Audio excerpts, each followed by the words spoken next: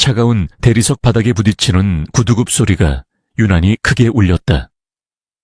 진해그룹의 회장 강태준은 광활한 다이닝홀의 긴 테이블 끝에 앉아 있었다. 그의 맞은편에는 그의 아내 윤소연이 완벽하게 자세를 잡고 앉아 있었다. 오늘은 그들의 3주년 결혼기념일이었지만 공기 중에는 축하의 기색 대신 날카로운 냉기만이 감돌았다. 촛불은 흔들림 없이 타오르고 있었으나 그 불빛조차 두 사람 사이의 거리를 좁히지 못했다. 태주는 와인잔을 들어 붉은 액체를 바라보았다. 그의 짙은 눈썹 아래 검은 눈동자는 그가 느끼는 경멸감을 숨기지 않았다. 그에게 윤서연은 사랑하는 아내가 아니었다. 그녀는 그의 아버지를 비극적인 파멸로 몰아넣은 윤 회장의 딸, 즉 원수의 핏줄이자 과거의 끔찍한 비극에 대한 살아있는 담보물일 뿐이었다. 그는 복수를 위해 이 결혼을 선택했다. 서연은 그런 그의 시선을 굳이 마주하지 않았다. 그녀는 잘 벼려진 은식기로 접시 위의 음식을 조용히 잘랐다. 그녀의 손길은 침착했지만 미세하게 떨리고 있었다. 그녀는 이 저택에 갇힌 포로와도 같았다. 지난 3년간 남편이라는 남자는 그녀에게 단 한 번도 따뜻한 미소를 보여준 적이 없었다. 그의 목소리는 언제나 업무 지시처럼 차갑거나 원한이 담긴 칼날처럼 날카로웠다. 오늘이 무슨 날인지는 알고 있나? 태준이 마침내 무거운 침묵을 깼다. 그의 목소리는 잔에 담긴 와인보다 더 차가웠다. 서연은 천천히 고개를 들었다. 그녀의 맑은 눈동자가 그의 어두운 눈과 마주쳤다. 우리의 결혼기념일이죠. 그녀의 대답은 담담했지만 그 안에는 깊은 체념이 배어 있었다. 그래, 기념일이지. 태주는 비웃음을 흘렸다. 당신 아버지가 내 아버지의 모든 것을 빼앗아간 나를 기리기 위해 당신과 억지로 묶인 날 말이야. 그는 잔을 세게 내려놓았고 맑은 크리스탈 소리가 날카롭게 울렸다. 그 대가로 당신은 이 저택의 안주인 노릇을 하고 있는 거고. 서연은 입술을 깨물었다. 그녀는 그 비난에 익숙했지만 매번 심장이 얼어붙는 것 같았다. 그녀는 아버지의 일에 대해 아무것도 알지 못했다. 그녀가 기억하는 아버지는 다정한 사람이었지만 태준의 입에서 나오는 아버지는 탐욕스러운 악마였다. 진실이 무엇이든 그녀는 그 모든 비난을 감수해야 하는 운명이었다. 그만하세요. 오늘이라고 다를 것 같나? 태준이 그녀의 말을 가로막았다. 당신 얼굴을 볼 때마다 난 그날의 굴욕과 아버지의 눈물을 기억해. 당신은 내게 살아있는 증오의 상징이야. 잊지 마. 그의 말은 비수처럼 날아와 그녀의 가슴에 박혔다. 서연은 더 이상 아무 말도 하지 않았다. 그녀는 그저 고개를 숙이고 차갑게 식어가는 음식을 바라보았다. 식사는 그렇게 끝났다. 하인들이 소리 없이 접시를 치워가는 동안 태주는 자리에서 일어나 서재로 향했다. 그는 단 한순간도 그녀와 같은 공간에 더 머물고 싶지 않다는 듯 망설임이 없었다. 서연은 홀로 남겨진 식탁에서 천천히 일어섰다. 그녀의 어깨는 무겁게 축 처져 있었지만 그녀의 표정은 놀랍도록 평온했다. 그것은 3년간의 지옥 같은 결혼 생활이 그녀에게 가르쳐준 유일한 방어 기제였다. 서연은 2층의 침실로 향하지 않고 저택의 가장 구석진 곳에 있는 작은 방으로 향했다. 그곳은 그녀가 유일하게 숨을 쉴 수 있는 공간이었다. 방 안에는 이젤과 캔버스, 그리고 수많은 물감들이 흩어져 있었다. 그녀는 원래 촉망받는 화가였다. 하지만 강태준과의 결혼은 그녀의 붓을 꺾어버렸다. 그녀는 캔버스 앞에 섰다. 하얀 천은 그녀의 절망처럼 텅 비어 있었다. 그녀는 붓을 들었지만 아무것도 그릴 수 없었다. 그녀의 삶처럼 그녀의 예술도 색을 잃어버렸다. 그녀는 남편의 원한 속에서 서서히 죽어가고 있었다. 하지만 그녀는 무너지지 않으려 애썼다. 언젠가 이 모든 것이 끝날 것이라는 희미한 희망을 붙잡고 버티고 있었다. 한편 서재에 들어선 강태준은 거대한 유리창 앞에 서서 어두운 정원을 내려다보았다. 그의 머릿속은 복잡했다. 윤서연에 대한 증오는 분명했지만 때때로 그는 자신이 가두고 있는 그 여자의 무표정한 눈동자에서 알 수 없는 동요를 느꼈다. 그녀는 그가 예상했던 것처럼 울거나 매달리지 않았다. 그저 묵묵히 자신의 자리를 지켰다. 그 모습이 그를 더욱 화나게 만들었다. 그는 윤서연의 아버지가 자신의 아버지를 배신하고 회사를 빼앗았다고 굳게 믿고 있었다. 그로 인한 충격으로 아버지는 쓰러졌고 얼마 못 가 세상을 떠났다. 어린 태주는 그날의 절망을 안고 복수를 맹세했다. 그는 필사적으로 노력해 무너진 진해그룹을 재건했고 마침내 윤 회장을 압박해 그의 소중한 딸을 빼앗아오는데 성공했다. 이 결혼은 그의 복수의 일부였다. 그는 윤서연을 가장 가까이에 두고 그녀를 불행하게 만들므로써 윤 회장에게 고통을 주려 했다. 하지만 정작 윤 회장은 딸을 넘긴 후에도 별다른 타격을 입은 것처럼 보이지 않았다. 오히려 태준 자신이 이 원한 가득한 결혼 생활에 갇혀버린 기분이었다. 그의 마음속에는 증오 외에 다른 감정이 들어설 자리가 없었다. 그때 책상 위에 전화벨이 울렸다. 진해그룹의 비서실장인 김 비서였다. 회장님, 태양그룹의 박상진 회장 건입니다. 태준의 눈빛이 순간 날카로워졌다. 지금 그가 복수와 더불어 유일하게 집중하고 있는 것은 바로 라이벌 기업인 태양그룹과의 인수합병 전쟁이었다. 진행 상황은 태준의 목소리는 다시 진해 그룹의 냉철한 총수로 돌아와 있었다. 박상진이 만만치 않습니다. 자금줄을 몇 군데 더 확보한 것 같습니다. 우리 쪽에서 제시한 금액에 만족하지 못하고 있습니다. 김 비서의 보고는 간결했다. 태준은 턱을 문질렀다. 그 늙은 여우가 욕심을 부리는군. 그가 원하는 게 뭔지 알아봐. 돈이든 자리든. 하지만 진해의 앞길을 막는다면 그가 윤 회장보다 더 비참한 꼴을 당하게 될 거라 전해. 그의 목소리에는 살기마저 감돌았다. 그는 자신의 목표를 위해서라면 무엇이든 할 준비가 되어 있었다. 전화를 끊은 태준은 다시 창밖을 바라보았다. 그의 복수는 아직 끝나지 않았다. 윤서연은 그저 시작일 뿐이었다. 그는 자신을 방해하는 모든 것을 부셔버릴 작정이었다. 하지만 그는 알지 못했다. 그가 그토록 경멸하는 아내 윤서연의 존재가 그의 얼어붙은 세계를 송두리째 뒤흔들게 될 운명의 중심에 서 있다는 것을. 서연은 작은 방의 창가에 앉아 밤하늘을 올려다보았다. 별빛 하나 없는 칠흑 같은 어둠이었다. 그녀는 자신의 삶도 저 밤하늘과 같다고 생각했다. 그녀는 가끔씩 현기증을 느꼈다. 처음에는 대수롭지 않게 여겼지만 최근 들어 그 빈도가 잦아지고 있었다. 머릿속이 아득해지며 눈앞이 흐려지는 순간들. 그녀는 그것이 극심한 스트레스 때문일 거라고 애써 외면했다. 그녀는 강태준이 자신을 얼마나 증오하는지 잘 알았다. 그래서 감히 아프다는 말조차 꺼낼 수 없었다. 그는 분명 꾀병을 부린다며 비웃을 터였다. 그녀는 이 거대한 저택에서 철저히 혼자였다. 그녀의 편은 아무도 없었다. 그녀는 그저 이 고통스러운 시간이 지나가기만을 혹은 자신이 먼저 부서지기만을 기다릴 뿐이었다. 그녀의 손이 무의식적으로 배를 감쌌다. 아직 누구에게도 말하지 못한 비밀이었다. 그녀는 임신 초기였다.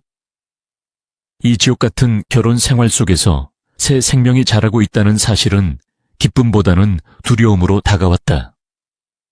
강태준은 이 아이를 원할까? 아니, 그는 이 아이조차 자신의 복수를 위한 또 다른 도구로 여기지 않을까? 그녀는 두려웠다. 서연은 결심했다. 적어도 아이를 위해서라도 그녀는 더 이상 약하게만 있어서는 안 되었다. 그녀는 어떻게든 버텨내야 했다. 남편의 원한이 얼마나 깊든 세상이 얼마나 차갑든 그녀는 자신의 아이를 지켜야 했다.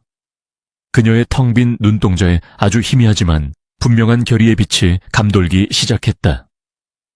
그녀는 더 이상 일방적으로 당하고만 있지는 않을 것이다.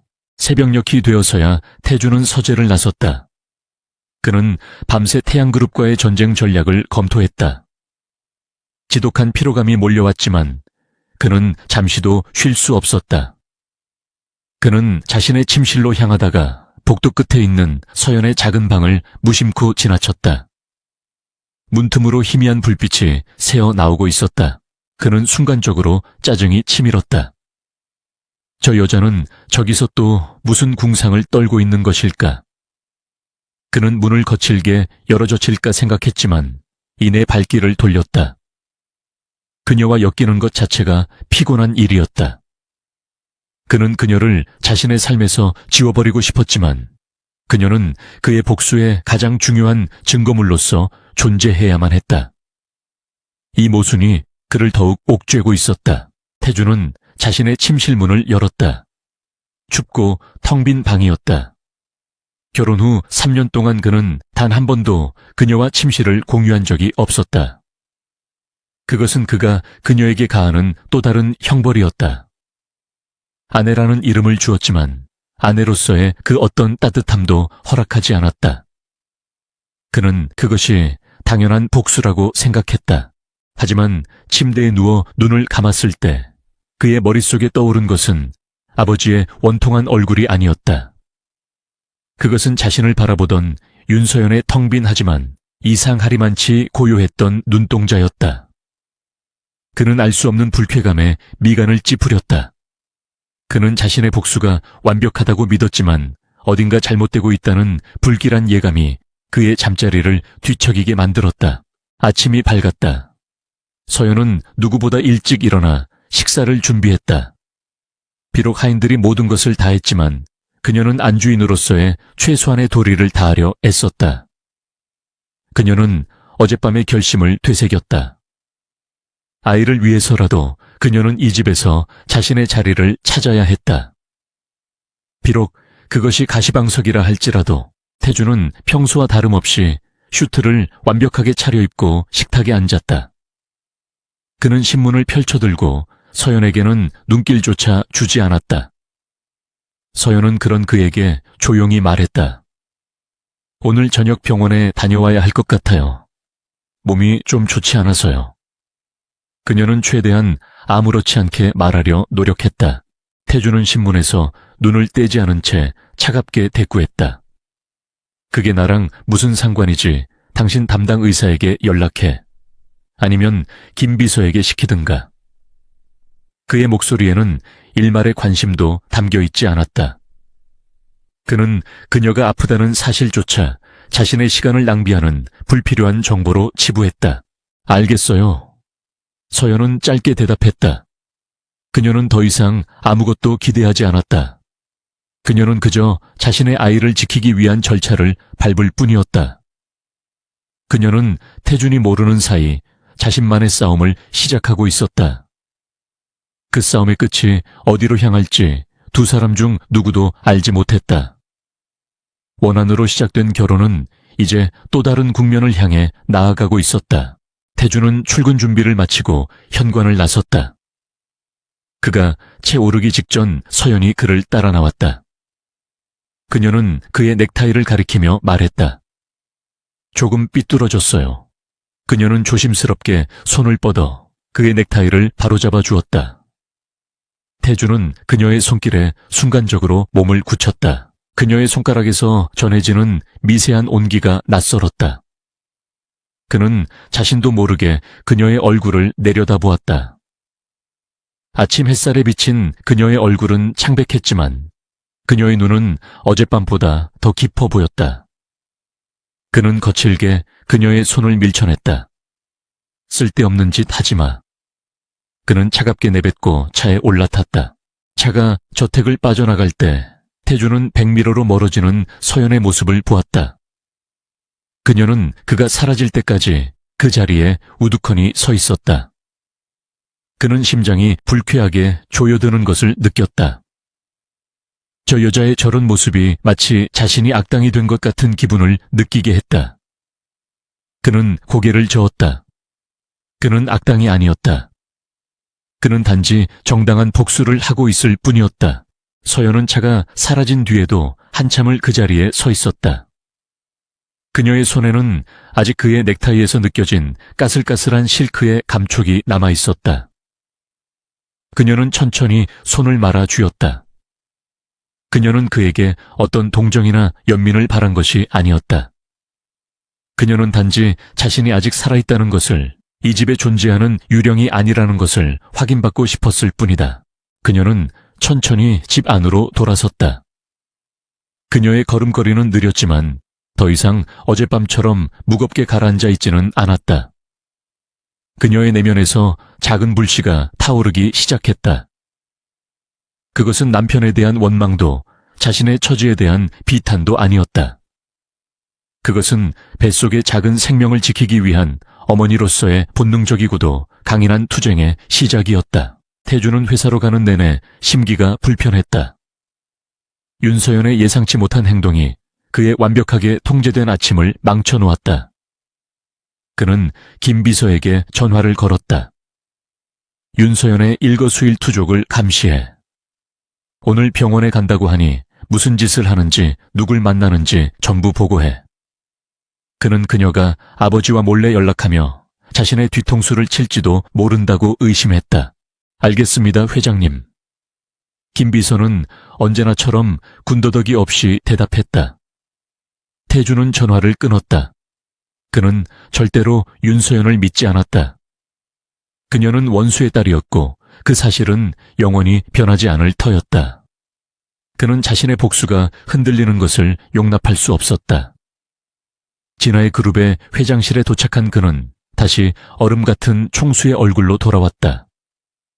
그의 앞에는 태양그룹이라는 거대한 사냥감이 있었고 그는 사냥에만 집중해야 했다. 하지만 그의 마음 한구석에서는 아침에 느꼈던 그 낯선 온기가 사라지지 않고 남아있었다. 그것은 그의 견고한 증오의 성벽에 생긴 아주 작은 균열이었다. 그는 애써 그 균열을 외면했다. 그는 몰랐다. 그 작은 균열이 머지않아 그의 모든 것을 무너뜨릴 거대한 폭풍의 시작이 될 것임을. 원한으로 묶인 그들의 결혼은 이제 막 첫 번째 장을 넘기고 있었다. 진해 그룹의 회장실은 서울의 스카이라인이 한눈에 내려다 보이는 빌딩 최상층에 자리하고 있었다. 거대한 통유리창은 도시의 분주함을 발 아래 두었지만 강태준의 책상 위를 가득 채운 서류들은 그보다 더 치열한 전쟁이 벌어지고 있음을 보여주었다. 태준은 태양그룹의 재무제표를 날카로운 눈으로 훑어보고 있었다. 그의 미간에는 깊은 주름이 잡혀 있었다. 태양그룹의 회장 박상진. 그는 재계에서 웃는 얼굴의 독사로 불리는 자였다. 겉으로는 인자하고 호탕한 기업가 행세를 했지만 그 이면에는 자신의 이익을 위해서라면 피도 눈물도 없는 잔혹함이 숨겨져 있었다. 그는 수십 년간 정재계의 거미줄처럼 인맥을 쳐놓고 수많은 경쟁자들을 무너뜨리며 지금의 자리에 올랐다. 태준에게 태양그룹 인수는 단순한 사업 확장이 아니었다. 그것은 진해그룹이 과거의 영광을 되찾고 명실상부한 업계 1위로 올라서는 마지막 관문이자 자신의 능력을 증명하는 시험대였다. 그리고 어쩐지 그는 박상진이라는 인물에게서 본능적인 혐오감을 느꼈다. 그것은 마치 자신의 아버지를 몰락시켰던 그 탐욕과 닮아 있었다. 박상진이 우리 제안을 거절했습니다. 김 비서가 긴급히 들어와 보고했다. 그의 표정은 굳어 있었다. 비공식 루트를 통해 그가 오히려 우리 그룹의 핵심 계열사를 역으로 노리고 있다는 정보가 입수되었습니다.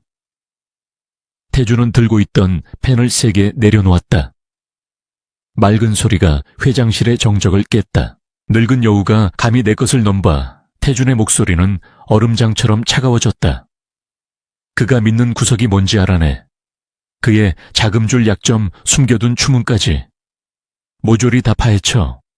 이 전쟁은 내가 반드시 이겨야겠다. 그의 눈에서 불꽃이 튀었다. 그는 패배를 용납할 수 없었다. 특히 박상진 같은 위선자에게는 더더욱 치열한 기업 전쟁의 압박은 고스란히 태준의 신경을 갉아먹었다. 그는 날카로운 칼날처럼 변해갔고 그 칼날이 향하는 곳은 언제나 집 안에 있는 단 한 사람 윤서연이었다. 그날 저녁 그는 평소보다 늦게 귀가했다.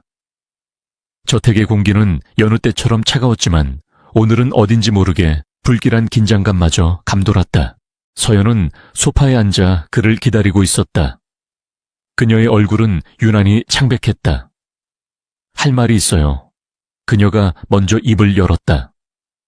그녀의 목소리는 가늘게 떨렸지만 눈빛은 그를 똑바로 향하고 있었다. 태준은 넥타이를 거칠게 풀며 그녀를 노려보았다. 무슨 수작이야. 또 당신 아버지의 변명이라도 늘어놓으려고. 아니에요. 서연은 자리에서 일어섰다. 오늘 병원에 다녀왔어요. 그리고 임신이에요. 그녀의 말이 끝나자마자 서재 안에 공기가 얼어붙었다. 태준은 순간 자신이 무슨 말을 들었는지 이해하지 못했다. 그의 머릿속은 온통 태양그룹과의 전쟁으로 가득 차 있었다. 뭐라고 그가 되물었다. 그의 목소리에는 기쁨이나 놀라움 대신 차가운 불신이 담겨 있었다. 임신하. 그는 어이없다는 듯 웃음을 터뜨렸다. 이제는 아이까지 내세워서 동정이라도 구하겠다는 건가? 아니면 그걸로 내 발목이라도 잡으려고 윤 회장이 시키던가? 서연은 그의 잔인한 말에 입술을 세게 깨물었다. 피맛이 느껴지는 것 같았다. 어떻게 그런 말을... 당신 아이예요. 그녀의 목소리에 물기가 젖어들었다. 하지만 태준은 아랑곳하지 않았다. 그는 그녀에게 성큼성큼 다가갔다. 그의 눈은 분노로 이글거렸다. 내 아이. 그는 그녀의 팔을 거칠게 움켜쥐었다. 이 결혼은 거래였어. 당신은 내 복수를 위한 도구일 뿐이야. 감히 내 아이를 가졌다고 그걸 무기로 삼을 생각이라면 꿈 깨는 게 좋을 거야. 그의 손아귀 힘이 너무 강해. 서연은 고통에 얼굴을 찡그렸다. 아파요. 태준 씨, 제발. 아파. 태준이 그녀를 밀쳐냈다. 서연은 휘청거리며 소파에 쓰러졌다. 내 아버지가 당신 아버지 때문에 모든 것을 잃고 피눈물을 흘렸을 때의 고통에 비하면 아무것도 아니지. 그 아이 내게는 아무 의미 없어. 내게 중요한 건 오직 복수뿐이니까. 그는 얼음 같은 말을 내뱉고는 그대로 서재를 나가버렸다. 서연은 차가운 바닥에 주저앉아 떨리는 손으로 배를 감쌌다.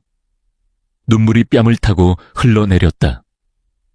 그녀는 남편에게 최소한의 인간적인 반응이라도 기대했던 자신이 어리석었다고 생각했다.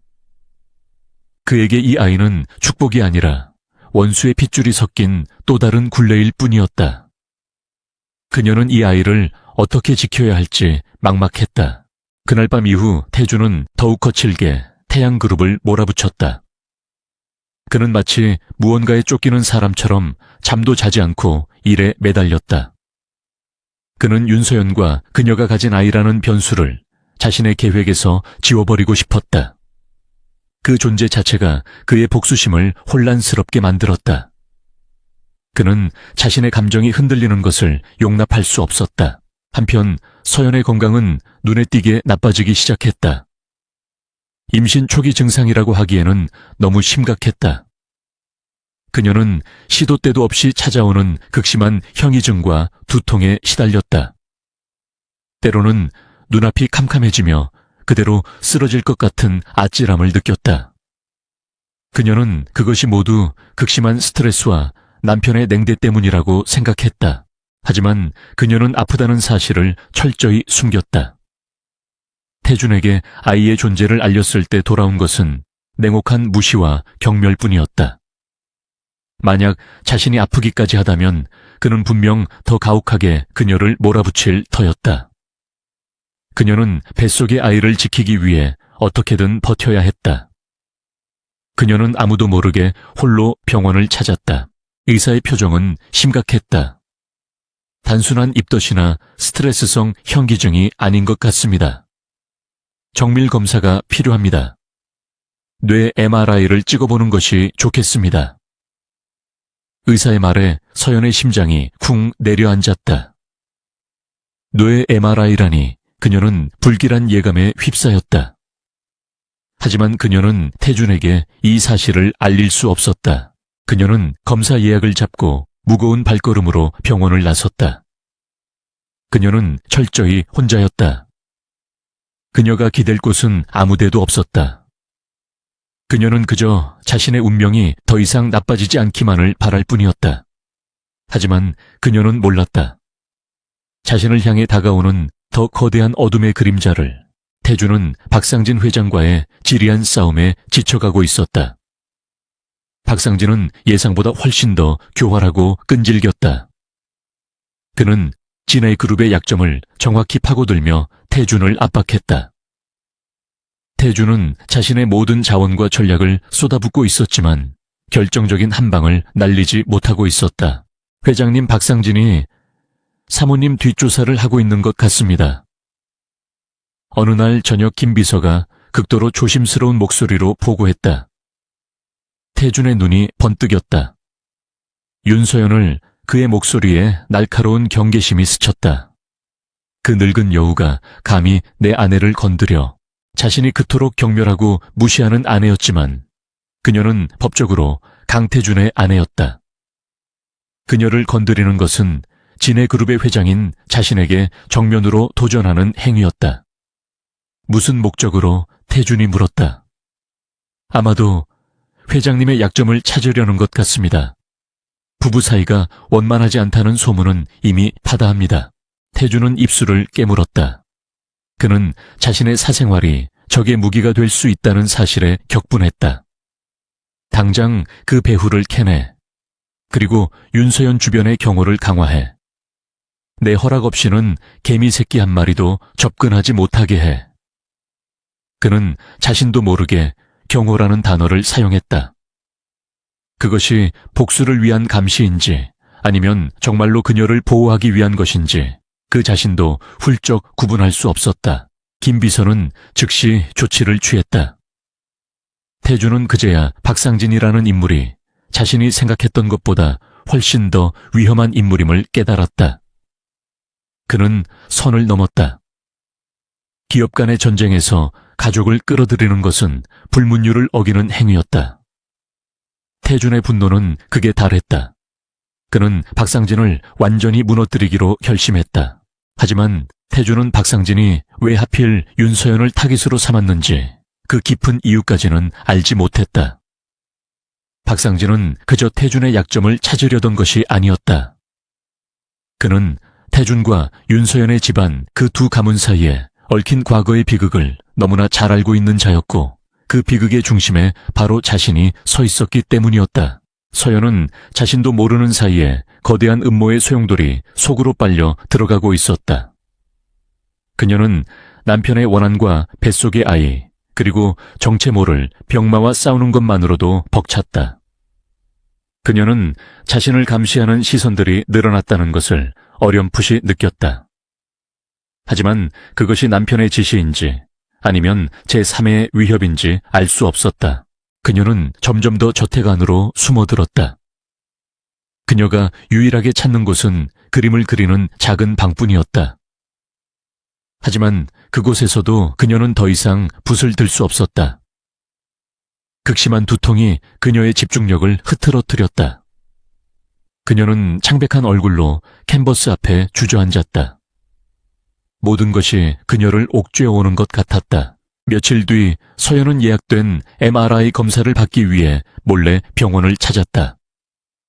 그녀는 태준의 감시를 피하기 위해 하인에게 급한 볼일이 있다고 둘러댔다. 차가운 검사 기계에 누워 굉음을 듣는 동안 그녀는 자신의 처지가 너무도 서러워 눈물을 흘렸다. 그녀의 곁에는 아무도 없었다. 검사 결과는 며칠 뒤에나 나온다고 했다. 그녀는 불안한 마음을 안고 저택으로 돌아왔다. 그녀가 현관에 들어섰을 때 태준이 거실에서 그녀를 기다리고 있었다. 그의 얼굴은 분노로 일그러져 있었다. 어딜 갔다 온 거지? 그의 목소리는 얼음장 같았다. 그냥 바람 좀 쐬고. 서연은 거짓말을 했다. 바람을 쐬어 감히 내 허락도 없이 태주는 그녀에게 다가와 그녀의 어깨를 거칠게 붙잡았다. 박상진의 하수인이라도 만나고 온 건가? 내 뒤에서 무슨 짓을 꾸미고 있는 거냐고. 그는 그녀가 자신을 배신했을지도 모른다는 의심에 사로잡혀 있었다. 아니에요. 그런 거 아니라고요. 서연이 비명을 질렀다. 난 그냥 너무 답답해서 제발 날 좀 믿어줘요. 그녀가 애원했지만 태준의 귀에는 들리지 않았다. 믿어, 원수의 딸을. 그는 그녀를 경멸 어린 눈으로 쳐다보았다. 다시는 내 눈앞에서 사라지지 마. 당신은 내 감옥에서 한 발짝도 벗어날 수 없어. 태준은 그녀를 밀치고 자신의 서재로 들어가 문을 잠가버렸다. 서연은 차가운 복도에 홀로 남겨졌다. 그녀는 무너지는 다리를 붙잡고 벽에 기댔다. 그녀는 깨달았다. 이 남자에게 자신은 영원히 원수의 딸일 뿐이며 자신의 고통이나 진실 따위는 중요하지 않다는 것을. 보이지 않는 균열은 이미 두 사람 사이를 갈라놓고 있었다. 그리고 그 균열의 틈새로 더 짙은 어둠이 스며들고 있었다. 태양그룹 박상진 회장의 집무실은 강태준의 현대적이고 날카로운 공간과는 정반대였다. 묵직한 마호가니 가구와 수십 년 된 골동품들이 공간을 채우고 있었고 그 중심에 앉은 박상진 자신도 마치 오래된 나무뿌리처럼 질기고 음험한 기운을 풍겼다. 그는 방금 부하로부터 진해그룹의 공세가 예상보다 훨씬 더 거세다는 보고를 받은 참이었다. 강태준, 그 애송이가 감히 내 밥그릇을 넘봐. 박상진은 잘 관리된 얼굴을 혐오스럽게 일그러뜨리며 시가를 비벼 껐다. 그는 윤 회장과 강 회장, 즉 태준과 서연의 아버지 세대부터 이 바닥의 생리를 꿰뚫고 있는 자였다. 그는 강태준의 아버지가 어떻게 무너졌는지, 그리고 그 배후에 자신이 어떤 역할을 했는지 누구보다 잘 알았다. 박상진은 강태준의 공격이 자신의 숨통을 조여오는 것을 느끼자 가장 비열하지만 효과적인 방법을 선택하기로 했다. 강태준을 잡으려면 그놈이 가장 아끼는 것을 치거나 혹은 가장 수치스러워하는 것을 건드려야지. 그는 자신의 오른팔인 조 실장을 불렀다. 강태준의 아내 윤서연. 그 여자를 샅샅이 뒤져봐. 윤서연 말입니까? 하지만 회장님 소문에 의하면 두 사람 사이는 최악이라고 합니다. 약점이 될 수 있겠습니까? 조 실장이 조심스럽게 물었다. 박상진은 음흉한 미소를 지었다. 사이가 나쁘다고 그래서 더 좋은 거야. 남자는 제 아내가 밖에서 무슨 짓을 하고 다니는지 알게 되면 이성을 잃기 마련이지. 흠집을 찾아내. 없으면 만들어서라도. 박상진의 지시는 즉각 실행에 옮겨졌다. 그때부터 윤서연의 주변에는 보이지 않는 그림자가 드리워지기 시작했다. 하지만 정작 서연 자신은 그보다 더 급박한 공포와 싸우고 있었다. 그녀는 뇌 정밀 검사 결과를 기다리고 있었다. 남편의 냉대와 임신으로 인한 육체적 고통, 그리고 정체 모를 병에 대한 불안감이 그녀를 짓눌렀다. 매일 아침 그녀는 극심한 형이증을 느끼며 잠에서 깼다. 세상이 빙글빙글 도는 것 같았고 속이 메스꺼웠다.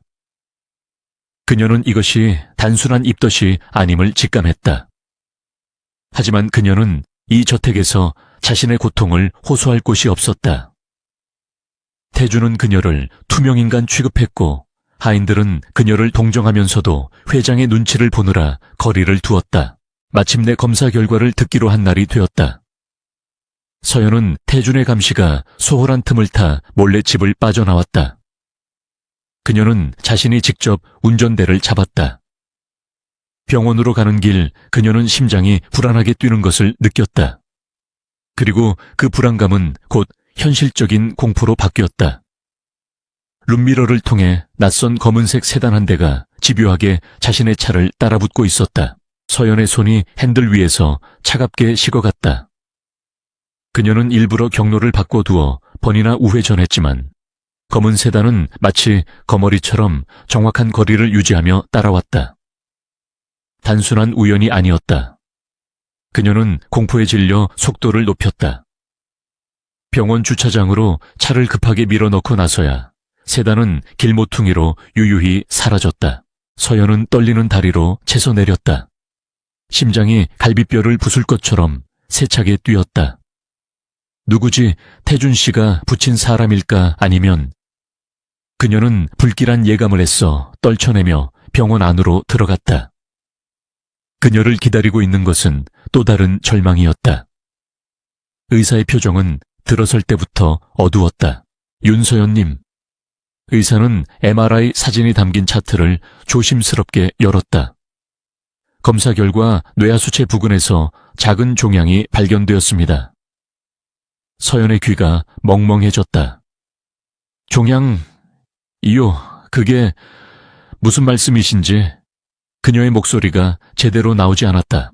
크기는 아직 작지만 위치가 좋지 않습니다. 그리고 임신 중이시라 치료가 매우 조심스럽습니다.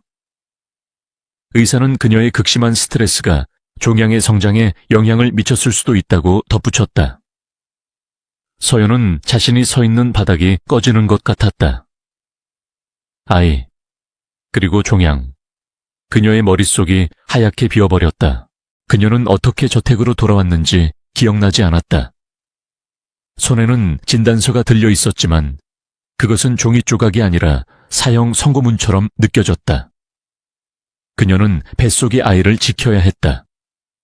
그리고 살아남아야 했다. 그러기 위해서는 도움이 필요했다. 비록 그것이 자신을 경멸하는 남편이라 할지라도 그녀는 자신을 미행했던 검은 세단을 떠올렸다. 그것은 분명한 위협이었다. 그것이 자신의 병보다 더 즉각적인 위험일지도 몰랐다. 그녀는 결심했다. 태준에게 미행 사실을 알려야 했다. 적어도 이 집의 안주인으로서 그 정도의 보호는 요구할 권리가 있었다. 그날 밤 서연은 태준의 서재문을 두드렸다. 태양그룹과의 전쟁으로 극도로 날카로워져 있던 태준은 문을 거칠게 열었다. 무슨 일이야? 그의 눈에는 피로와 짜증이 가득했다. 서연은 두려움을 누르고 입을 열었다. 할 말이 있어요. 오늘 누가 날 미행했어요. 태준의 미간이 좁혀졌다. 미행. 병원에 다녀오는 길에 검은색 세단이 계속 따라왔어요. 주차장까지요. 단순한 게 아니에요.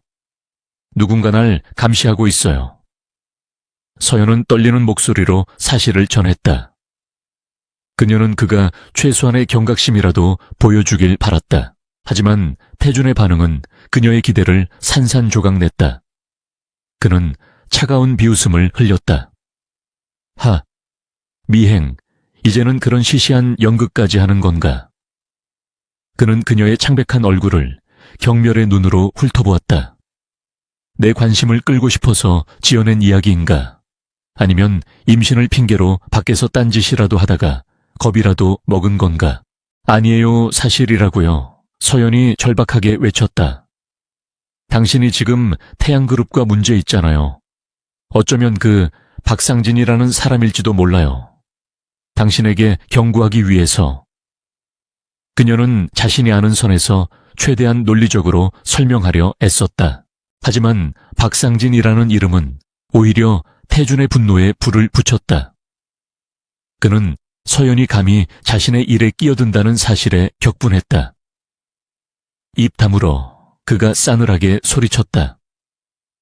당신 따위가 내 일에 대해 뭘 안다고 함부로 입에 올려. 당신이 박상진을 아는 건 또 무슨 수작이지. 둘이 내통이라도 하는 건가. 서연은 그의 말도 안 되는 의심에 말문이 막혔다. 그런 게 아니에요. 난 그저 위험을 알리려고. 위험. 태준이 그녀의 말을 끊었다. 진짜 위험은 당신이야. 윤서연. 내 이름에 먹칠을 하고 내 복수를 방해하는 당신 존재 자체가 위험이라고. 그는 그녀의 어깨를 밀쳤다. 똑똑히 들어. 당신이 누굴 만나든 누가 당신을 개처럼 따라다니든 내 알 바 아니야. 하지만 진의 그룹의 안주인이라는 사실을 망각하고 쓸데없는 추문을 만들면 그땐 당신 아버지와 함께 나락으로 떨어질 줄 알아. 태주는 서재 문을 쾅 닫아버렸다. 서연은 차가운 복도에 홀로 남겨졌다. 닫힌 문은 그녀가 기댈 수 있는 마지막 희망의 문이 닫힌 것과 같았다. 남편은 그녀의 절박한 경고를 관심을 끌기 위한 수작으로 치부해버렸다. 그녀는 이제 완벽하게 고립되었다. 그녀는 비틀거리며 자신의 방으로 돌아왔다. 그녀는 침대에 쓰러져 소리 없이 울었다. 그녀는 두려웠다. 자신을 위협하는 정체 모를 적보다, 자신의 병보다 자신을 믿어주지 않고 오히려 경멸하는 남편의 그 차가운 눈빛이 더 무서웠다. 그녀는 이 지옥에서 아이를 지켜낼 수 있을지 자신이 없었다. 그리고 그 시각 저택 밖 어둠 속 박상진의 부하가 통화를 하고 있었다. 예, 회장님, 미끼를 물었습니다. 하지만 반응이 예상대로군요. 강태주는 자기 아내가 미행당했다는 말에도 눈 하나 깜짝하지 않았습니다. 오히려 경멸하더군요. 전화기 너머로 박상진의 만족스러운 웃음소리가 들려왔다. 그렇지. 그럼 됐어. 강태준이 그 여자를 방패막이로 삼을 생각이 전혀 없다는 게 확인됐군. 이제 다음 단계로 넘어간다. 그 여자 윤서연을 처리해. 다가오는 그림자는 이제 단순한 미행이 아니었다. 그것은 서연의 목숨을 노리는 암살자의 칼날이 되어 그녀에게 다가오고 있었다. 윤서연의 시간은 잿빛으로 흐르고 있었다. 뇌종양이라는 진단은 그녀의 마지막 희미한 희망마저 앗아갔다. 의사는 임신으로 인해 종양의 성장이 촉진될 수 있으며 당장의 수술은 아이에게 치명적일 수 있다고 했다. 그녀는 선택의 기로에 섰다. 아이를 포기하고 치료를 시작할 것인가? 아니면 자신의 생명을 담보로 아이를 지킬 것인가? 그녀에게 고민은 사치였다. 뱃속의 작은 생명은 그녀가 이 지옥 같은 결혼 생활을 버텨낸 유일한 이유였다. 그녀는 아이를 지키기로 결심했다. 하지만 그러기 위해서는 그녀 자신이 어떻게든 버텨야 했다. 그녀는 종양의 진행을 늦추고 통증을 완화하기 위한 약물 치료라도 받기 위해 다시 병원을 찾아야 했다. 그녀는 이번에도 태준의 눈을 피해 이른 아침에 저택을 나섰다. 태준은 태양그룹과의 전쟁으로 며칠째 회사에서 밤을 지새우고 있었다. 그녀에게는 다행스러운 일이었다. 하지만 저택의 정문을 나서는 순간 그녀는 등골이 오싹해지는 것을 느꼈다.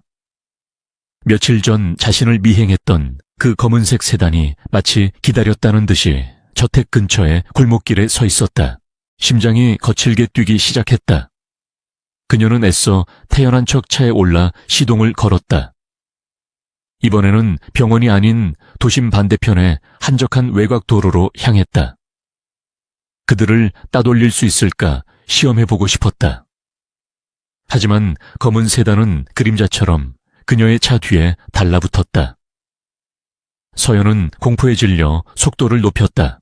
길은 인적이 드문 산길로 접어들었다. 굽이치는 커브길이 이어졌다. 서연이 룸미러를 확인한 순간 검은 세단이 맹렬한 속도로 돌진해왔다. 쿵 하는 굉음과 함께 차체가 격렬하게 흔들렸다. 세단이 그녀의 차 뒷부분을 고의로 들이받은 것이다. 서연은 비명을 질렀다. 안 돼, 제발. 그녀는 핸들을 필사적으로 붙잡았지만 극심한 스트레스와 충격으로 인해 뇌종양이 그녀의 감각을 마비시키기 시작했다. 시야가 흐려지고 머리가 깨질 듯 아파왔다. 그녀는 간신히 차선을 유지하려 애썼지만 세단은 다시 한번, 이번에는 더욱 강하게 그녀의 차 측면을 들이받았다. 서연의 차는 중심을 잃고 미끄러지기 시작했다. 끼익 타이어가 아스팔트를 긁는 끔찍한 소리가 산 전체에 울려 퍼졌다. 차는 가드레일을 향해 맹렬하게 돌진했다. 그녀는 마지막 순간 떨리는 손으로 배를 감쌌다. 아가, 안 돼, 가드레일은 종이장처럼 구겨졌다. 차는 공중으로 떠올랐다가 수십 미터 아래에 깎아지른 절벽으로 굴러떨어졌다. 굉음과 함께 차체가 형체를 알아볼 수 없을 정도로 찌그러졌다. 검은 세단은 그 참혹한 광경을 잠시 지켜보더니 유유히 현장을 빠져나갔다. 같은 시각 진해그룹의 회장실. 강태준은 태양그룹의 이사들을 상대로 한 프레젠테이션을 막 마친 참이었다. 그의 전략은 완벽했고 태양그룹의 방어막은 무너지기 직전이었다. 그의 얼굴에는 승리를 확신하는 냉혹한 미소가 감돌았다. 임원들의 찬사가 쏟아지는 순간이었다. 그때 회의실 문이 거칠게 열렸다. 김 비서였다. 그의 얼굴은 새하얗게 질려 있었다. 그는 태준의 엄격한 규칙 회의 중에는 절대 방해하지 말 것을 어기고 뛰어 들어왔다. 회장님 지금. 그의 목소리가 공포에 차 있었다. 태준의 미간이 좁혀졌다. 무슨 무례한 짓이야. 지금 안 보여. 그가 차갑게 쏘아붙이는 순간 김 비서가 절규하듯 외쳤다. 사모님께서 교통사고를 당하셨습니다. 지금 위독하십니다. 사모님. 그 단어가 태준의 뇌리에 박혔다. 순간 회의실의 모든 소리가 사라졌다. 시간이 멈춘 것 같았다. 그가 경멸하고 증오해 맞이 않던 윤서연. 그녀가 위독하다고 했다. 태준은 손에 들고 있던 태양그룹 관련 서류를 떨어뜨렸다. 종이들이 바닥으로 흩어졌다. 그의 머릿속이 하얗게 비었다. 그는 자신이 회의실을 어떻게 빠져나왔는지, 엘리베이터를 어떻게 탔는지 기억하지 못했다. 그의 귀에는 오직 위독하다는 단어만이 메아리치고 있었다. 그는 미친 사람처럼 차를 몰아 병원으로 향했다. 왜 자신이 이렇게까지 동요하는지 그는 스스로에게 물을 겨를도 없었다. 병원의 응급실은 아수라장이었다. 태준은 피냄새와 소독약 냄새가 뒤섞인 복도를 뛰어갔다. 김 비서가 그를 발견하고 달려왔다. 회장님 지금 수술 중이십니다. 상태가 어때? 태준이 김 비서의 멱살을 잡고 소리쳤다. 그의 목소리는 그답지 않게 격렬하게 떨리고 있었다. 차가 절벽 아래로 굴러떨어졌습니다. 다발성 골절과 내부 출혈이 심각합니다. 그리고 김 비서가 차마 말을 잇지 못했다. 그리고 임신 중이셨습니다. 의사들이 아이와 산모 둘 다 구하기 위해 애쓰고 있지만 희망이 보이지 않는다고 합니다. 태준은 그 자리에 얼어붙었다. 임신. 그가 그토록 경멸하고 거래의 수단이냐며 모욕했던 그 아이. 그 아이가 지금 그녀와 함께 죽어가고 있었다. 그때 수술실 문이 열리고 의사 한 명이 급하게 나왔다. 환자 보호자분, 지금 심정지가 당장 결정을 내려야 합니다. 산모와 아이 둘 다 위험합니다. 태준은 의사에게 달려갔다. 둘 다 살려내. 무슨 짓을 해서라도 둘 다 살려내라고. 돈은 얼마든지 주겠어. 세계 최고의 의사들을 불러. 의사는 절망적인 표정으로 고개를 저었다. 회장님, 이건 돈의 문제가 아닙니다. 환자분의 상태가 너무 심각합니다. 게다가 의사는 차트를 황급히 넘기며 말했다. 원래 앓고 계시던 지병이 뇌종양까지 있으셨습니다. 이 상태로는 노회종양. 태준은 마치 거대한 망치로 머리를 정통으로 맞은 듯한 충격을 받았다. 뇌종양이라고? 그게 무슨 소리야? 며칠 전 저희 병원에서 진단받으셨습니다. 아마 오늘 그 때문에 병원에 오시던 길이 아니었나. 태준의 눈앞이 아득해졌다. 모든 조각이 한꺼번에 맞춰졌다. 그녀가 아프다고 했던 말, 창백했던 얼굴, 현기증, 그가 꾀병이라며 비웃었던 모든 것들, 그리고 며칠 전 그녀가 절박하게 말했던 미행. 누군가 자신을 따라온다며 위험하다고 경고했던 그녀의 목소리. 그는 그 모든 것을 관심을 끌기 위한 수작이라며 묵살했다. 그는 그녀를 믿지 않았다. 그는 그녀를 경멸했다. 그는 그녀를 자신의 복수라는 감옥에 가두고 그녀의 절박한 구조 신호를 철저히 외면했다. 그리고 지금 그녀는 죽어가고 있었다. 그가 아닌 박상진의 손에 아니 어쩌면 자신의 무관심과 잔인함 때문에 비켜 태주는 의사를 밀치고 수술실 문을 향해 돌진하려 했다. 간호사들이 그를 필사적으로 막아섰다. 회장님 들어가시면 안 됩니다. 바로 그때 수술실 안에서 붉은 피가 흥건한 침대가 급하게 밀려 나왔다. 중환자실로 옮기는 듯했다. 침대 위에는 윤서연이 누워 있었다. 아니 그것은 그가 알던 윤서연이 아니었다. 그녀는 온몸이 기계와 튜브에 연결되어 있었고 얼굴은 피와 상처로 뒤덮여 형체를 알아볼 수 없었다. 그녀는 미동조차 하지 않았다.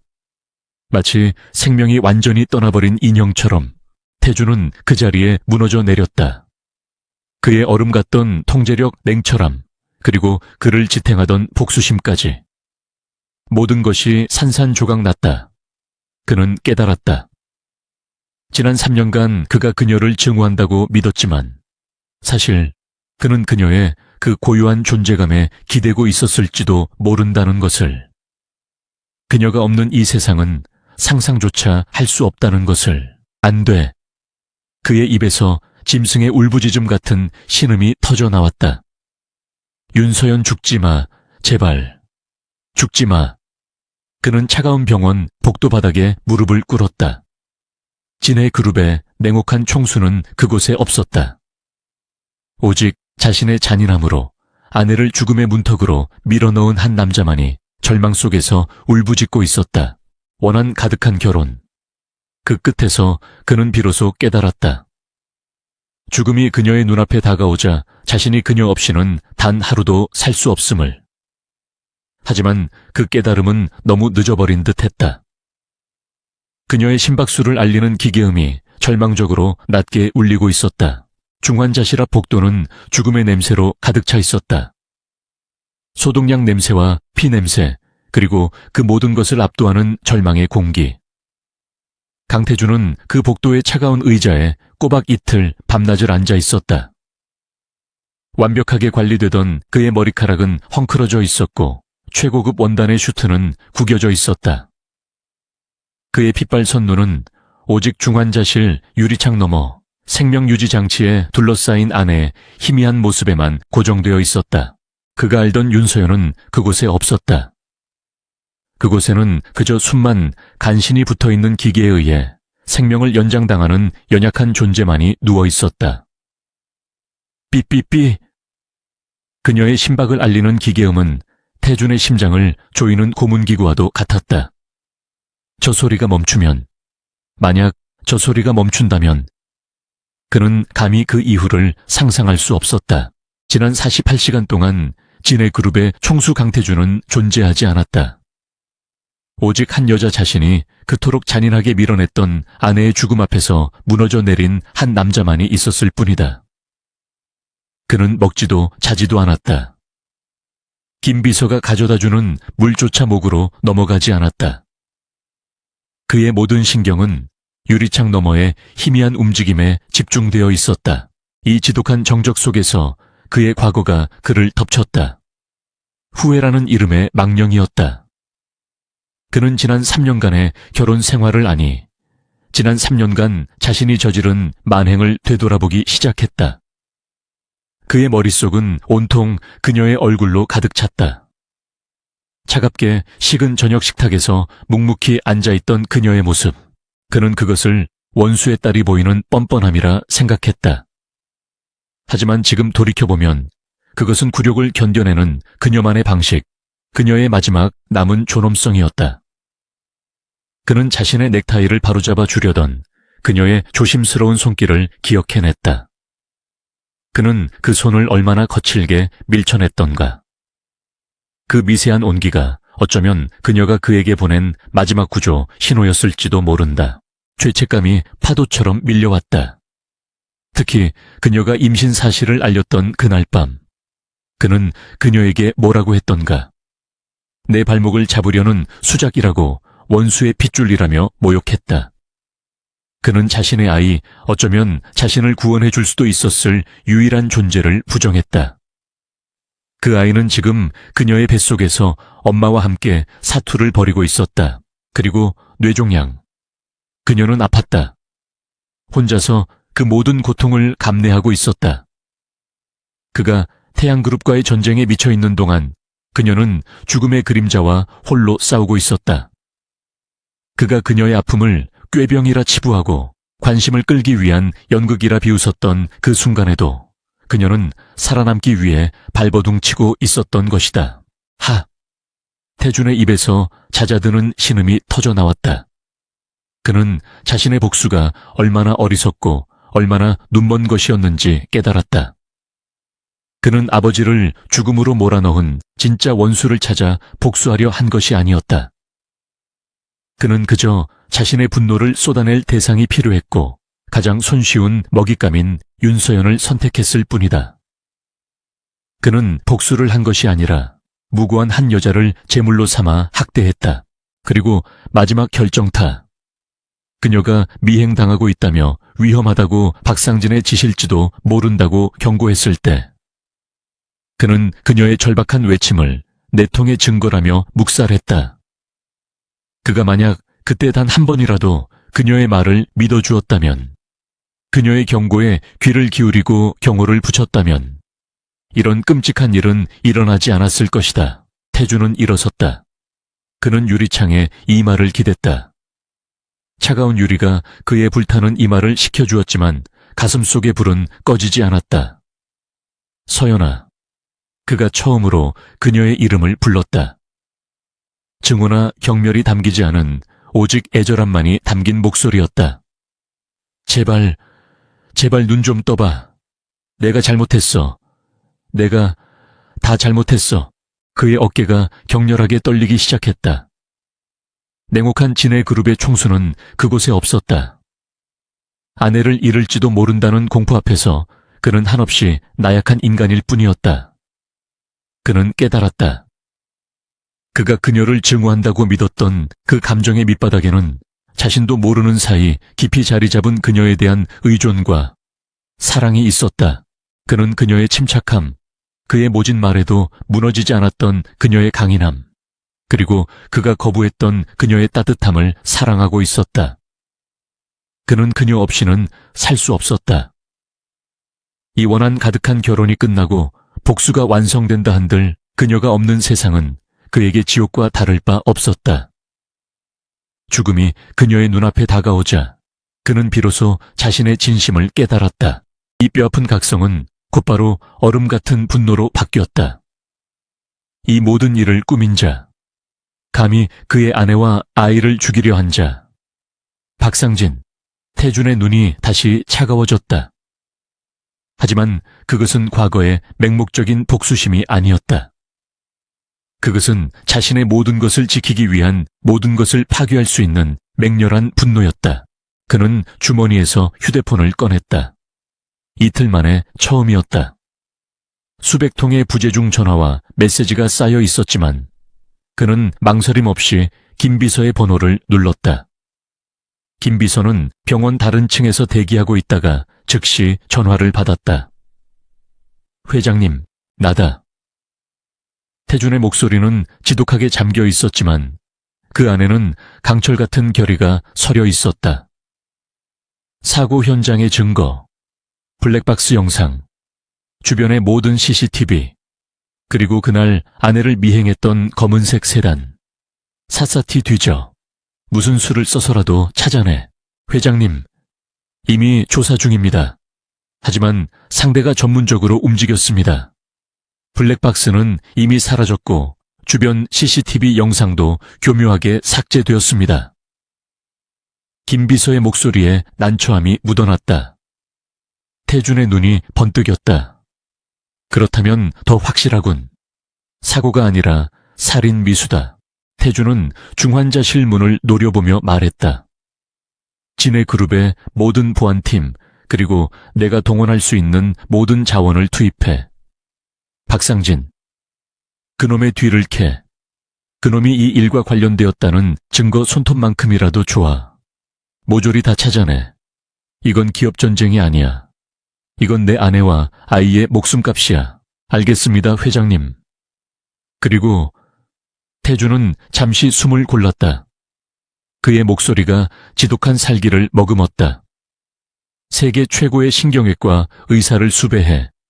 당장 내 아내와 아이 둘 다 살려내야겠다. 무슨 일이 있어도 그들을 살리기 위해서라면 박상진을 산채로 찢어 죽이는 것 외에는 무엇이든 할 수 있으니까. 전화를 끊은 태주는 다시 유리창 너머에 서연을 바라보았다.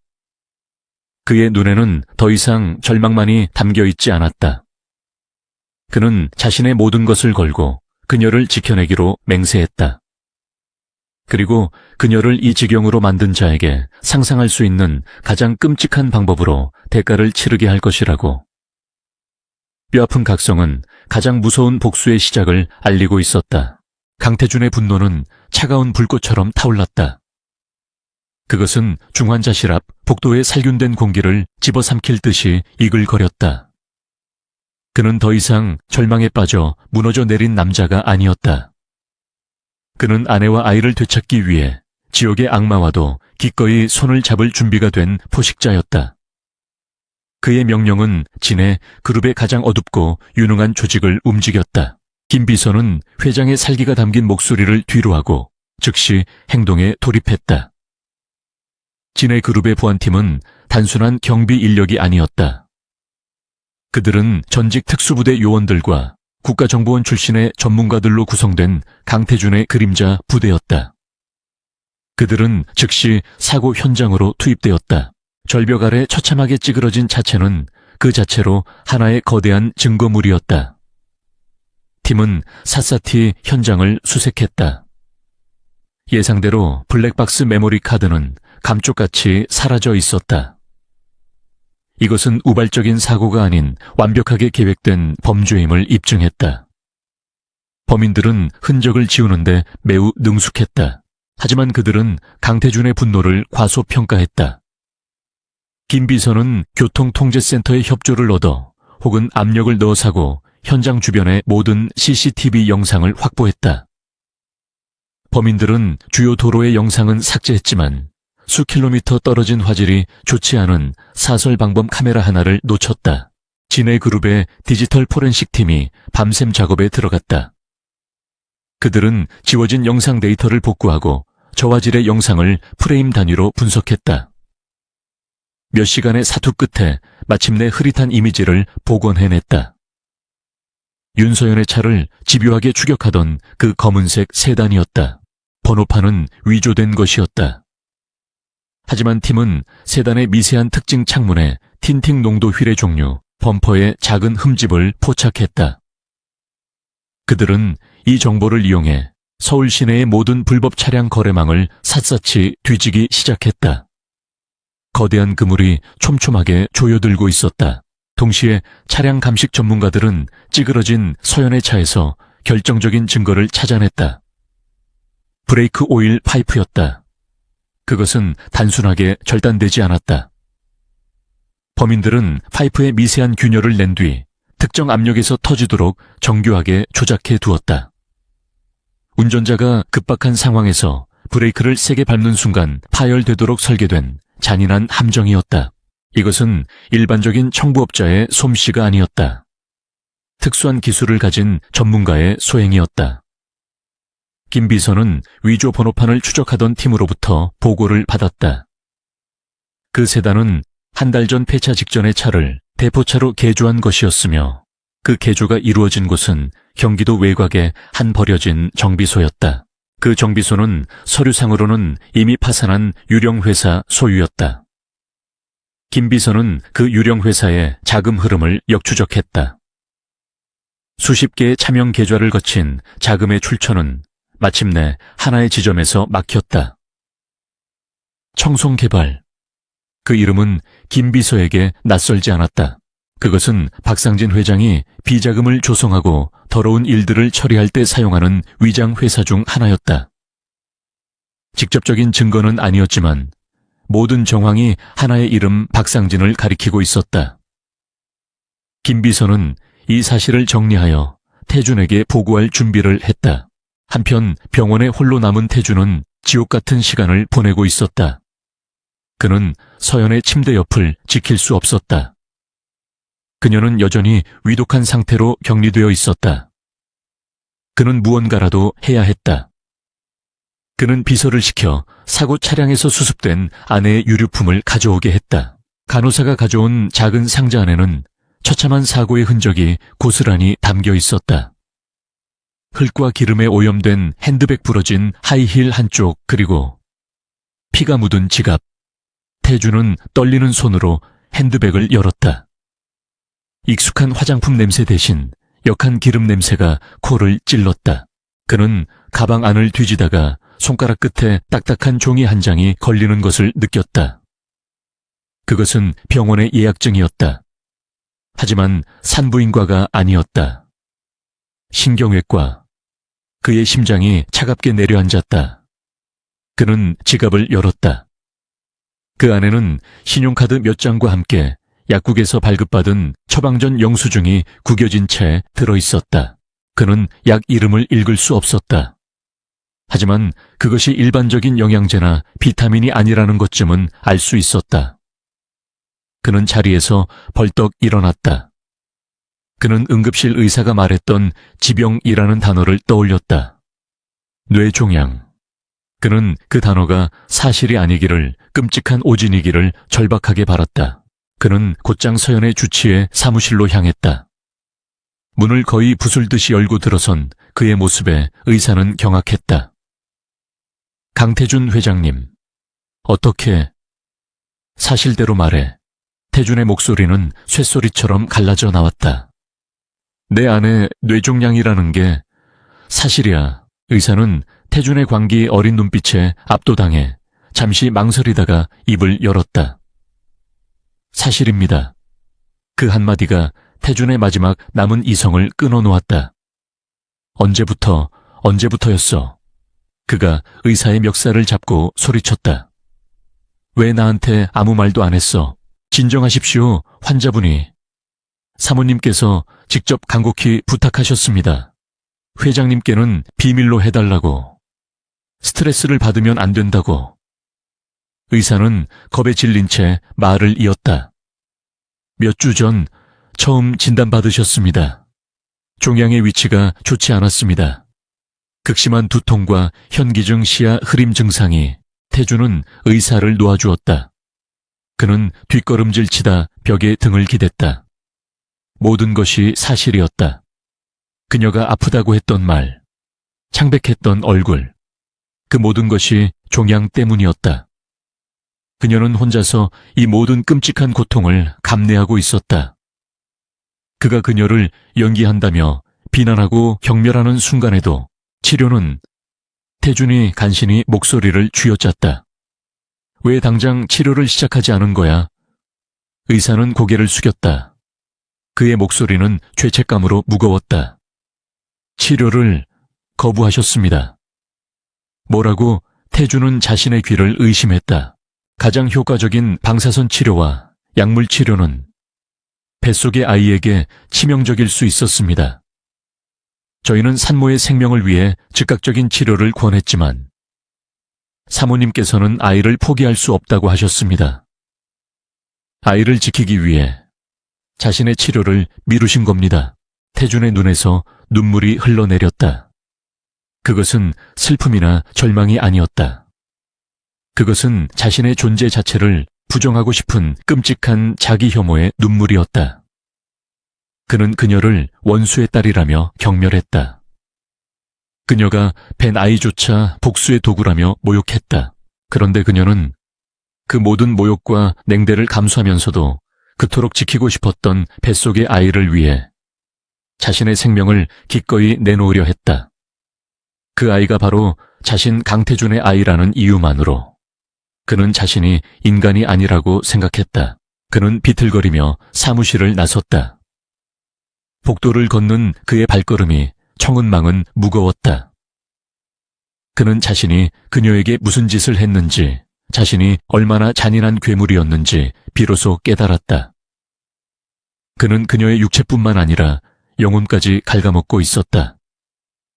의사가 말했던 극심한 스트레스가 종양을 악화시켰을지도 모른다는 말이 그의 뇌리를 떠나지 않았다. 그가 중환자실 앞 복도로 돌아왔을 때 김 비서가 창백한 얼굴로 그를 기다리고 있었다. 그의 손에는 방금 전 조사 결과가 담긴 얇은 보고서가 들려 있었다. 회장님, 찾았습니다. 박상진입니다. 태주는 천천히 보고서를 받아들었다. 그의 한 손에는 박상진이 아내를 죽이려 했다는 정황 증거가, 다른 한 손에는 아내가 자신과 아이를 살리기 위해 스스로의 목숨을 포기하려 했다는 진실이 들려 있었다. 박상진. 그자는 그녀의 목숨을 물리적으로 노렸다. 그리고 자신 강태준. 그는 그녀의 영혼을 정신적으로 살해하고 있었다. 두 개의 진실이 그의 눈앞에서 거대한 괴물이 되어 그를 덮쳤다. 그의 눈에서 마지막 남은 온기마저 사라졌다. 그는 얼음보다 차가운 지독한 결의에 휩싸였다. 그는 아내를 살려야 했다. 무슨 수를 써서라도. 그것은 더 이상 사랑이나 후회 때문만이 아니었다. 그것은 자신의 죄를 씻을 수 있는 유일한 방법, 자신의 잔혹함에 대한 유일한 속죄의 길이었다. 그리고 그 속죄를 방해한 박상진을 그는 자신의 손으로 지옥에 쳐넣을 것이다. 진실의 조각들은 가장 끔찍한 복수의 청사진을 완성하고 있었다. 두 개의 진실이 강태준의 손에서 불타고 있었다. 하나는 아내를 죽이려 한 박상진의 살인적인 음모였고, 다른 하나는 그 아내가 자신과 아이를 살리기 위해 스스로의 생명을 포기하려 했다는 숭고한 희생이었다. 사랑 죄책감, 그리고 지옥불 같은 분노가 그의 안에서 뒤섞여 거대한 폭풍을 일으켰다. 그는 더 이상 울지 않았다. 그의 눈물은 이미 얼어붙어 비수보다 날카로운 결의가 되었다. 그는 중환자실 유리창 너머로 간신히 숨을 이어가고 있는 서연을 바라보았다. 그녀의 창백한 얼굴 위로 그가 쏟아부었던 수많은 모욕과 경멸의 말들이 스쳐 지나갔다. 그는 자신이 얼마나 잔인한 괴물이었는지, 그녀의 영혼을 어떻게 갉아먹고 있었는지 깨달았다. 그가 그녀에게 가한 정신적 학대와 박상진이 가한 물리적 위협. 그 두 가지가 합쳐져 그녀를 죽음의 문턱으로 밀어 넣었다. 김비서. 태준의 목소리는 얼음 조각이 갈라지는 듯 낮고 차가웠다. 김비서는 회장의 그 지독한 살기에 저도 모르게 마른 침을 삼켰다. 예, 회장님. 지금 이 순간부터 진해그룹의 모든 자원을 아내를 살리는 데 투입한다. 전 세계 최고의 신경외과 뇌종양 전문의를 찾아. 국적이 어디든 그가 신이라도 상관없어. 24시간 안에 그를 이 수술실로 데려와. 하지만 회장님, 지금 사모님의 상태가, 내 아이와 아내 둘 다 살려내야겠다. 태준이 김비서의 말을 가로막았다. 그의 눈은 피처럼 붉었다. 비용이 얼마가 들든 진해그룹의 지분을 팔아서라도 그들을 살려. 이것은 명령이야. 그는 자신의 모든 것을 걸기로 했다. 그것이 그의 유일한 속죄의 시작이었다. 그리고 태준은 김 비서에게 박상진에 대한 증거가 담긴 보고서를 돌려주었다. 이 병원 지금 당장 봉쇄해. 내 허락 없이는 의사와 간호사를 제외한 그 누구도 2층에 접근할 수 없어. 박상진 그놈이 한 번으로 끝낼 리가 없다. 내 아내의 머리카락 하나라도 더 건드리면 그땐 내가 직접 그놈의 숨통을 끊을 거니까. 김 비서는 즉시 움직였다. 진해그룹의 보안팀이 병원의 주요 출입구를 통제하기 시작했다. 병원 복도는 순식간에 철옹성이 되었다. 태준은 병원 특별실에 임시지휘본부를 차렸다. 그는 더 이상 남편으로서 슬퍼할 시간을 자신에게 허락하지 않았다. 그는 이제 진해그룹의 총수로서 이 전쟁을 지휘해야 했다. 그의 앞에는 두 개의 전선이 펼쳐져 있었다. 하나는 아내의 생명을 건 의료 전쟁이었고, 다른 하나는 박상진을 향한 복수의 전쟁이었다. 태주는 노트북을 열었다. 그의 손가락이 키보드 위에서 광적으로 움직이기 시작했다. 그는 태양그룹의 재무제표 주가, 그리고 박상진의 모든 자금줄을 다시 검토했다. 이전까지의 싸움이 기업 인수를 위한 전략적인 압박이었다면 지금부터는 달랐다. 이것은 상대를 완전히 파괴하기 위한 선멸전이었다. 박상진의 자금줄을 전부 차단해. 그는 재무팀장에게 전화를 걸었다. 그가 비자금을 조성한 청송 개발을 포함해서 그와 연결된 모든 유령 회사의 계좌를 동결시킬 방법을 찾아 검찰이든 국세청이든 언론이든 모든 수단을 동원해. 그의 분노는 냉철한 전략으로 바뀌었다. 그는 박상진이 윤서연을 노린 이유를 곰곰이 생각했다. 단순히 자신의 약점을 잡기 위해서, 아니 그것만으로는 이토록 잔인한 살인 미수를 설명할 수 없었다. 거기에는 더 깊고 어두운 이유가 있을 터였다. 그는 김 비서에게 새로운 지시를 내렸다. 박상진과 내 아버지 사건의 연관성을 다시 조사해. 회장님 아버님 말씀이십니까? 그건 이미 윤 회장의 윤 회장. 태주는 그 이름을 읊조리며 쓴웃음을 지었다. 그래, 난 평생 윤 회장을 원수로 알고 살았지. 하지만 박상진이 내 아내를 죽이려 한 이 시점에 난 내 복수의 대상이 처음부터 잘못되었을지도 모른다는 생각이 든다. 그의 머릿속에 하나의 가설이 스쳤다. 만약 박상진이 아버지의 죽음에도 관련이 있다면, 그리고 그 모든 죄를 윤 회장에게 교묘하게 뒤집어 씌운 것이라면, 그렇다면 지난 3년간 자신이 윤서연에게 저지른 짓은, 그는 감히 그 생각을 끝까지 이어갈 수 없었다. 그것은 그를 완전히 파괴할 수도 있는 끔찍한 진실이었다. 윤 회장 일가와 박상진의 과거 관계, 그리고 내 아버지가 쓰러지시기 직전 박상진과의 모든 접촉을 샅샅이 뒤져. 단 하나의 사소한 연결고리도 놓치지 마. 태주는 자신의 원한이 거대한 거짓 위에 세워진 성일지도 모른다는 불안감에 휩싸였다. 그리고 그 성 안에서 그는 가장 무고한 사람을 제물로 삼았다. 그때 희소식이 날아들었다. 김 비서가 황급히 지휘본부로 뛰어들어왔다. 회장님 찾았습니다. 독일 베를린 샤리테 병원의 알렌 바우어 교수입니다. 뇌종양 분야, 특히 임산부 뇌수술 관련해서는 세계 최고 권위자입니다. 진해그룹의 전용기로 방금 출발했습니다. 10시간 안에 도착할 겁니다. 태주는 잠시 눈을 감았다. 지옥 같은 어둠 속에서 아주 가느다란 빗줄기 하나가 비친 기분이었다. 알겠다. 수술팀을 완벽하게 준비시켜. 그가 도착하는 즉시 수술에 들어갈 수 있도록. 그는 다시 모니터로 눈을 돌렸다. 태양그룹의 주가가 그의 공격으로 인해 폭락하기 시작했다. 박상진은 패닉에 빠져 자금 방어에 나섰지만 태주는 이미 그의 숨통을 조일 다음 카드를 준비하고 있었다. 이것은 서막에 불과했다. 태주는 알렌 교수가 서연을 수술하는 동안 자신이 박상진에게 어떤 선물을 안겨줄지 계획했다. 그는 중환자실 유리창으로 다가갔다. 서연은 여전히 미동도 없었다. 태주는 유리창에 손을 짚었다. 버텨, 서연아. 제발 버텨줘. 내가 돌아갈게. 네가 알던 그 괴물 같은 강태준이 아니라 내 남편으로 돌아갈게.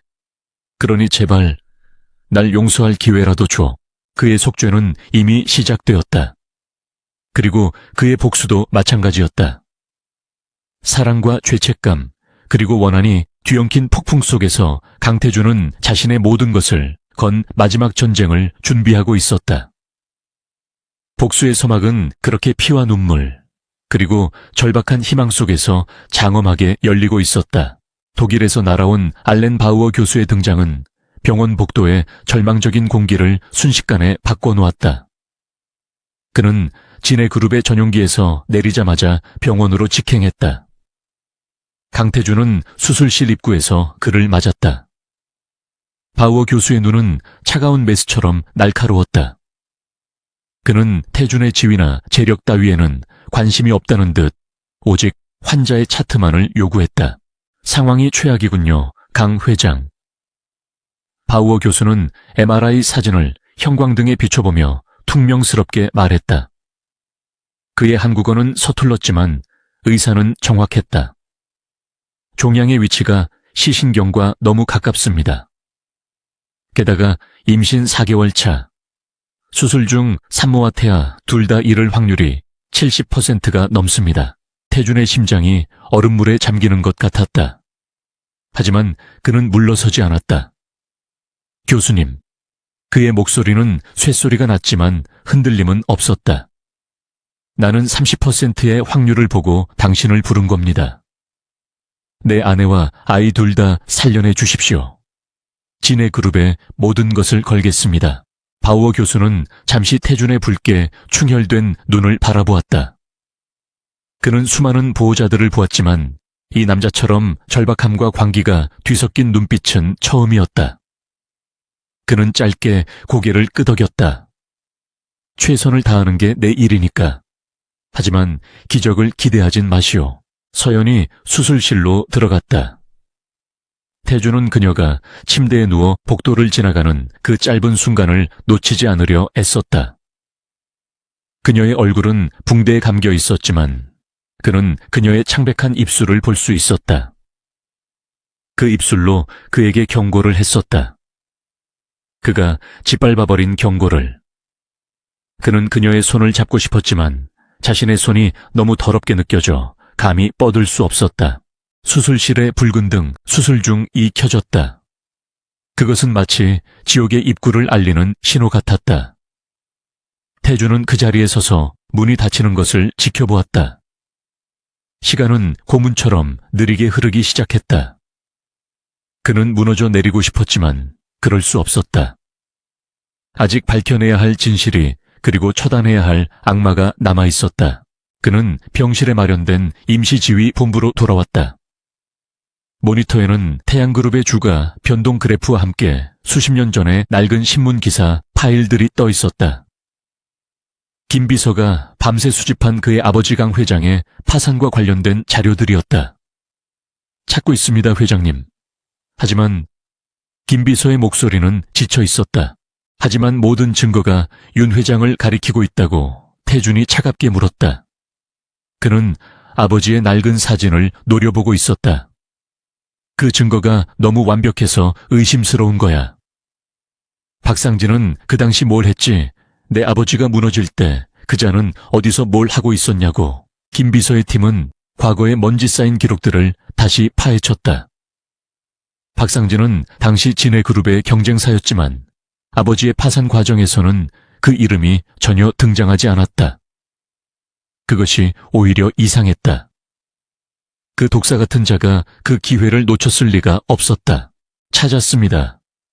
김 비서의 다급한 목소리가 스피커를 통해 터져 나왔다. 박상진, 그가 아니었습니다. 그의 차명계좌였습니다. 아버님 회사가 부도나기 직전 정체불명의 투자회사가 진해의 부실 채권을 대량으로 매입했습니다. 그 투자회사의 실소유주가 박상진이군. 태준이 말을 이었다. 그의 온몸에 소름이 돋았다. 윤 회장이 아니었어. 처음부터 박상진이었어. 그놈이 내 아버지의 숨통을 조이고 있었던 거야. 태준은 퍼즐 조각이 맞춰지는 끔찍한 소리를 들었다. 되어 있습니다, 회장님. 김 비서의 목소리는 경악으로 떨리고 있었다. 당시 그 투자회사에서 자금 관리를 맡았던 회계사를 찾아냈습니다. 그는 모든 것을 자백했습니다. 박상진이 의도적으로 아버님의 자금줄을 막고 악성 루머를 퍼뜨려 회사를 위기로 몰아넣었습니다. 태준은 눈을 감았다. 머릿속에서 모든 것이 재구성되었다. 박상진은 진해그룹을 무너뜨리기 위해 치밀한 계획을 세웠다. 그는 자신의 손을 더럽히지 않았다. 그는 교묘하게 위기를 조장했고 아버지를 막다른 골목으로 몰아넣었다. 그리고 가장 잔인한 마지막 한 수. 윤 회장. 윤 회장은 미끼였어. 태준이 신음처럼 내뱉었다. 김 비서가 그의 말을 확인시켜 주었다. 그렇습니다. 박상진은 윤 회장 서연의 아버지에게 진해가 곧 회생할 것이라는 거짓 정보를 흘렸습니다. 그리고 자신이 헐값에 사들인 부실 채권을 윤 회장에게 넘겼습니다. 윤 회장은 박상진의 계략에 속아 회사를 살린다는 명목으로 그 독이 든 성배를 마셔버린 것이다. 진해가 최종 부도 처리되었을 때 모든 비난의 화살은 표면상의 채권자였던 윤 회장에게로 향했다. 박상진은 가장 큰 라이벌을 제거하고도 유령처럼 그 비극 뒤에 숨어버렸다. 태준은 의자에서 일어섰다. 다리가 풀려 휘청거렸다. 그의 복수심, 그의 삶을 지탱해온 원동력, 그의 아버지를 위한 복수, 그 모든 것이 거대한 거짓이었다. 그는 원수를 갚고 있었던 것이 아니었다. 그는 박상진이 쳐놓은 덫에 걸려 또 다른 피해자를 향해 칼을 휘두르고 있었던 것이다. 그의 머릿속에 윤서연의 얼굴이 스쳐 지나갔다. 그가 원수의 딸이라 부르며 경멸했던 여자. 그가 자신의 복수를 위한 제물로 삼았던 여자. 그녀는 원수의 딸이 아니었다. 그녀는 그와 마찬가지로 박상진이라는 악맥의 아버지를 잃을 뻔한 또 다른 피해자의 딸이었다. 아, 태준의 입에서 공허한 탄식이 터져 나왔다. 그는 자신이 저지른 짓의 무게를 감당할 수 없었다. 그는 그녀에게 결혼이라는 이름의 감옥을 선사했다. 그는 그녀를 매일같이 언어와 감정으로 학대했다. 그녀가 뱃속에 자신의 아이를 가졌을 때조차 그는 그녀를 원수의 핏줄이라 모욕했다. 그는 박상진이 파놓은 함정에서 노란한 광대에 불과했다. 박상진은 두 가문을 원수로 만들어 서로를 물어뜯게 만들고 자신은 그 뒤에서 유유히 모든 것을 지켜보고 있었던 것이다. 그리고 이제 그 악마는 자신의 계략을 알아챌지도 모르는 마지막 증인 윤서연마저 사고로 위장해 제거하려 했다. 태준은 비틀거리며 다시 수술실 앞으로 걸어갔다. 붉은 수술 중 램프가 그의 절망을 비웃는 듯 깜빡였다. 그녀는 지금 저 안에서 자신의 목숨을 앗아간 원수의 아이가 아니라 이 모든 진실도 모른 채 자신을 학대한 남자의 아이를 지키기 위해 사투를 벌이고 있었다. 그의 죄책감은 하늘을 찔렀다. 그는 그녀에게 용서를 빌 자격조차 없었다. 그가 그녀에게 저지른 짓은 박상진이 저지른 짓만큼이나 잔인하고 끔찍했다. 박상진은 그녀의 육체를 노렸지만 자신은 그녀의 영혼을 살해했다. 과거의 망령은 그렇게 가장 잔혹한 진실의 얼굴을 하고 그의 앞에 나타났다. 이제 그에게 남은 것은 단 하나였다. 그는 수술실 문에 이마를 기댔다. 서연아, 제발 돌아와. 내가 다 부술게.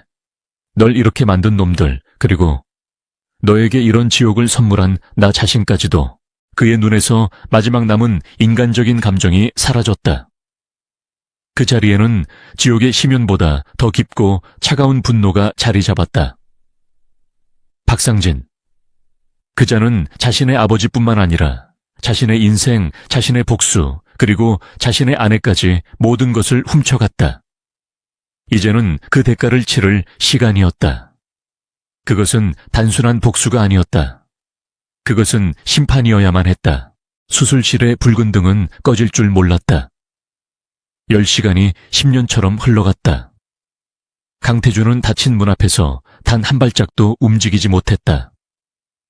그의 온몸은 돌처럼 굳어 있었지만 그의 내면은 과거의 진실과 현재의 절망, 그리고 미래에 대한 신락 같은 희망이 뒤엉켜 불타고 있었다. 마침내 지옥의 문 같았던 수술실 문이 열렸다. 알렌 바우어 교수가 피로에 젖은 얼굴로 걸어 나왔다. 그는 수술용 모자를 벗으며 태준에게 다가왔다. 태준은 숨을 쉴 수 없었다. 그의 입술이 달싹였지만 아무 소리도 나오지 않았다. 기적이군. 바워 교수가 낮은 목소리로 말했다. 수술은 성공적이요. 종양은 제거했소. 태준의 다리가 풀리며 그 자리에 주저앉을 뻔했다. 그가 간신히 벽을 짚고 버텼다. 아내는 둘 다 살아있어. 바우어 교수가 덧붙였다. 물론 아직 위독한 상태요. 산모는 엄청난 외상과 뇌수술을 동시에 겪었소. 태아도 큰 충격을 받았지. 앞으로 며칠이 고비가 될 거요. 하지만 일단은 생명의 불씨를 붙잡았소. 태주는 이마를 벽에 기댄 채 가늘게 떨었다. 살아있다. 그 한마디가 그의 무너진 세상을 지탱하는 유일한 기둥이 되었다. 그는 바우어 교수에게 말로 다할 수 없는 감사를 표하며 병원 전체에 최고의 의료진을 붙여 그녀의 회복을 돌보도록 지시했다. 이제 그가 할 일이 남아 있었다. 심판의 시간이었다. 몇 주가 흘렀다. 윤서연은 여전히 깊은 잠에서 깨어나지 못했다. 하지만 그녀의 생명 징후는 기적처럼 서서히 안정되어 갔다. 태주는 매일 밤 그녀의 곁을 지켰다. 그는 그녀의 생기 없는 손을 잡고 자신이 알게 된 모든 끔찍한 진실을 고백했다. 자신의 어리석은 복수박상진의 계략, 그리고 그녀의 아버지가 무죄라는 사실까지 그는 그녀가 듣지 못할지라도 자신의 죄를 낱낱이 고했다. 그것은 그의 유일한 속죄 방식이었다. 그리고 낮에는 그는 진아의 그룹의 총수로서 박상진을 향한 마지막 그물을 던졌다. 그는 단순한 재정적 압박을 넘어선 완전한 파멸을 준비했다. 그는 박상진이 자신의 손으로 무덤을 파도록 만들었다. 무대는 태양그룹의 임시 주주총회장이었다. 박상진은 진해그룹의 적대적 인수 시도를 방어하고 자신의 경영권을 공고히 하기 위해 이 자리를 마련했다. 그는 최근의 자금 압박과 악성 루머가 아내의 사고로 정신이 팔린 강태준의 마지막 발악이라고 생각했다. 박상진은 수많은 주주와 자신이 일부러 초대한 기자들 앞에 서서 의기양양하게 연설을 시작했다. 존경하는 주주 여러분, 진해그룹의 강태준은 비열한 방식으로 태양그룹을 흔들고 있습니다. 하지만 저는 그가 자신을 피해자로 포장하며 열변을 토하는 순간이었다. 총회장의 육중한 문이 열렸다. 모든 사람의 시선이 그곳으로 향했다. 강태준이었다. 그는 아내를 잃을 뻔한 비탄에 잠긴 남자의 모습이 아니었다. 얼음보다 차갑고 죽음의 신보다 냉혹한 심판자의 얼굴을 한 그가 천천히 연단을 향해 걸어왔다. 기자들의 플래시가 미친 듯이 터졌다. 박상진은 당황했지만 애써 미소를 지었다. 강 회장 여긴 어떻게... 아내분 병간호는... 박상진 회장. 태준이 그의 말을 자르고 마이크를 빼앗았다. 그의 목소리는 스피커를 통해 총회장 전체에 울려 퍼졌다. 내 아내의 이름 당신의 더러운 입에 올리지 마. 태준은 연설을 하지 않았다. 그는 심판을 시작했다. 여기 계신 주주 여러분, 그리고 기자 여러분. 여러분은 지금 기업 사냥꾼의 연설을 들으러 오신 게 아닙니다. 여러분은 오늘 살인 미수범의 마지막을 목격하러 오신 겁니다. 총회장이 술렁였다. 무슨 헛소리야. 박상진이 소리쳤다. 태준은 그를 무시하고 스크린을 가리켰다. 첫 번째 증거. 윤서연의 차를 무참히 들이받는 검은색 세단에 복원된 CCTV 영상이었다. 영상은 처참한 사고 순간 차가 절벽으로 굴러떨어지는 장면에서 멈췄다. 이것은 단순한 사고가 아니었습니다. 태준은 청송개발이라는 유령 회사와 그 세단의 연결고리, 그리고 그 회사의 자금이 박상진의 비자금 계좌로 흘러들어간 완벽한 금융 추적 자료를 스크린에 띄웠다. 박상진의 얼굴이 하얗게 질려갔다. 조작이야, 저건 다 조작된 거라고 박상진이 발악했다. 태준은 차갑게 웃었다. 조작, 그럼 이것도 조작인가? 그가 두 번째 파일을 열었다. 그것은 수십 년 전 자신의 아버지를 파멸로 몰아넣은 박상진의 회계사가 모든 것을 자백하는 영상이었다. 영상 속에서 늙은 회계사는 박상진이 어떻게 강 회장 태준의 아버지의 자금줄을 막고 어떻게 윤 회장 서연의 아버지에게 누명을 씌웠는지 그 모든 추악한 진실을 눈물로 고백했다. 총 회장은 완벽한 충격에 휩싸였다. 박상진의 위선적인 가면이 산산조각 났다. 박상진은 자신이 함정에 빠졌음을 깨달았다. 그는 경호원들을 밀치고 도망치려 했다. 이걸로 끝난 것 같나 박상진 태준이 그를 향해 나직이 말했다. 그 순간 총 회장의 모든 문이 동시에 열렸다. 쏟아져 들어온 것은 기자들이나 주주가 아니었다. 검찰 수사관들과 경찰들이었다. 박상진 씨. 수사팀장이 그에게 다가가 체포영장을 내밀었다. 윤서연 씨에 대한 살인미수 그리고 강오우 회장 태준부의 사망과 관련된 특별경제범죄 가중처벌법 위반 혐의로 당신을 긴급 체포합니다. 박상진은 그 자리에 무너져 내렸다. 아니야, 아니라고 강태준 이 개자식. 그의 마지막 발악은 수사관들에게 제압당했다. 한때 재계를 호령했던 웃는 독사는 그렇게 자신이 초대한 수많은 카메라 앞에서 비참하게 끌려나갔다. 심판의 불길이 그를 삼켜버렸다. 공의는 실현되었다. 태준은 아수라장이 된 총회장 연단 위에 홀로 서 있었다. 그는 승리감을 느끼지 못했다. 가슴은 여전히 텅 비어 있었고 지독한 죄책감만이 그를 짓눌렀다. 그는 자신의 손으로 악마를 심판했지만 그 자신도 악마였다는 사실은 변하지 않았다. 그는 천천히 연단에서 내려왔다. 그가 가야 할 곳은 오직 한 곳뿐이었다. 아내가 있는 병원 자신의 속죄가 시작될 그곳으로 박상진에 대한 심판의 불길이 세상의 모든 신문 한 면을 장식하고 있을 때 병원의 조용한 1인실은 세상과 단절된 듯 고요했다. 강태준은 그곳에 있었다. 그의 제국이 승리를 거뒀지만 그의 세계는 여전히 이 작은 침대 위에서 숨을 고르고 있었다. 서연은 기적적으로 고비를 넘겼지만 의식은 돌아오지 않았다. 태준은 며칠째 그녀의 침대 곁을 지켰다. 그는 진해그룹의 모든 업무를 김 비서에게 위임했다. 그에게 지금 유일하게 중요한 것은 그녀의 속눈썹이 단 한 번이라도 떨리는 것을 목격하는 것이었다. 그는 마른 수건으로 그녀의 창백한 얼굴을 조심스럽게 닦아주었다. 그가 3년 동안 단 한 번도 해보지 않았던 일이었다. 그는 그녀의 손을 잡고 있었다. 한때 그가 거칠게 밀쳐냈던 그 손이었다. 이제는 너무나 가늘고 차가웠다. 그는 이 손에 온기를 불어넣기 위해서라면 자신의 심장이라도 꺼내줄 수 있을 것 같았다.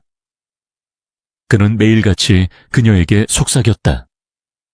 자신이 알아낸 진실, 자신의 어리석음, 그리고 그녀 없이는 살 수 없다는 뒤늦은 깨달음을.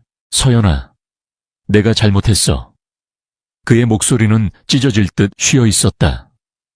내 아버지는 무죄였어. 모든 건 박상진의 짓이었어. 난 그것도 모르고 내 평생의 원한을 아무 잘못도 없는 너에게 쏟아부었어. 난 괴물이었어. 그의 눈물이 그녀의 손등 위로 떨어졌다. 그날도 태준은 지친 몸을 이끌고 그녀의 곁에서 잠시 졸고 있었다. 그때였다. 그의 손을 잡고 있던 그녀의 손가락이 아주 미세하게 움직였다. 태준은 전기에 감전된 사람처럼 번쩍 눈을 떴다. 그의 시선은 그녀의 얼굴에 고정되었다. 서연의 속눈썹이 파르르 떨렸다. 그녀는 무거운 늪에서 빠져나오려는 듯 힘겹게 눈꺼풀을 들어 올렸다. 초점 없는 시선이 낯선 병실 천장을 헤매다가 곧 그녀의 곁을 지키고 있는 한 남자의 얼굴에 멈췄다. 강태준이었다. 서연의 몸이 순간적으로 굳었다. 그녀는 반사적으로 그에게서 손을 빼려 했다. 그녀의 기억 속 마지막 남편의 모습은 자신을 경멸하고 모욕하던 그 차가운 눈빛이었다. 하지만 그녀의 눈에 비친 남자는 그녀가 알던 그 강태준이 아니었다. 그는 수염도 깎지 못한 헬쑥한 얼굴이었고 그의 눈은 얼음장 같은 냉기가 아니라 죄책감과 고통, 그리고 그녀를 잃을 뻔했다는 절박한 두려움으로 가득 차 있었다. 그가 울고 있었다. 그녀를 보며 아이처럼 하염없이 눈물을 흘리고 있었다. 서연아, 서연아. 그가 그녀의 이름을 불렀다. 깨어났구나. 정말 돌아왔구나. 태주는 그녀의 손을 참아 세게 잡지 못하고 자신의 두 손으로 그녀의 손을 감쌌다. 서연은 혼란스러웠다. 이 상황이 믿기지 않았다. 그녀는 힘겹게 입술을 열었다.